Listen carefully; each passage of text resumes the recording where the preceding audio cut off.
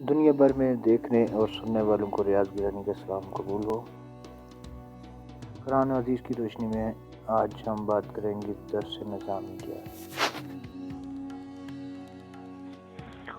درس نظامی مولانا نظام الدین کا سب سے بڑا کارنامہ یہ ہے کہ انہوں نے خود اسلامی علوم و فنون میں مہارت نامہ حاصل کر کے ان کی بہترین کتب کو باہم مربوط اور منظم صورت میں اس طرح مرتب کیا کہ جس کے عربی علوم کا ایک جامع اور ہماگیر نصاب تشکیل ہوا، جو آج بھی ان کی نسبت سے درس نظامی کہلاتا ہے اور تھوڑی بہت تبدیلیوں کے ساتھ مدارس میں رائج ہے۔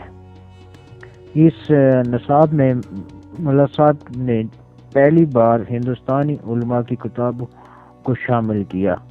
علاوہ ازیں انہوں نے اختصار کے اصول کو بڑی شدت کے ساتھ ملحوظ رکھا، ہر فن پر ایک سے زیادہ کتابیں رکھی اور وہ بھی مختصر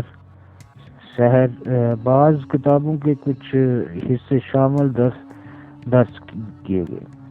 یہ طریقہ جدید نظریہ تعلیم کے عین مطابق ہے۔ ملا صاحب نے ہر فن کی مشکل ترین کتاب کو تدریس کے لیے منتخب کیا تاکہ طلباء میں گہری غور و فکر اور احمد کی عمیق مطالعے کا ذوق نشو نما پائے۔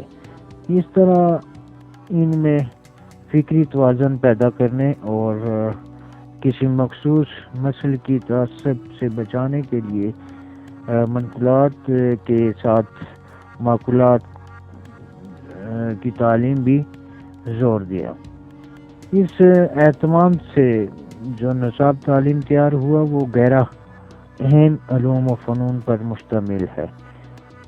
اس وقت دینی مدارس میں جو نصاب تعلیم رائج ہے اسے درس نظامی ہی کہا جاتا ہے، لیکن دراصل یہ اس کی ترمیم شدہ شکل ہے۔ اس میں علوم و فنون کی تعداد اب 17 تک جا پہنچی ہے اور معقولات کے بجائے زیادہ زور منقولات پر دیا جاتا ہے۔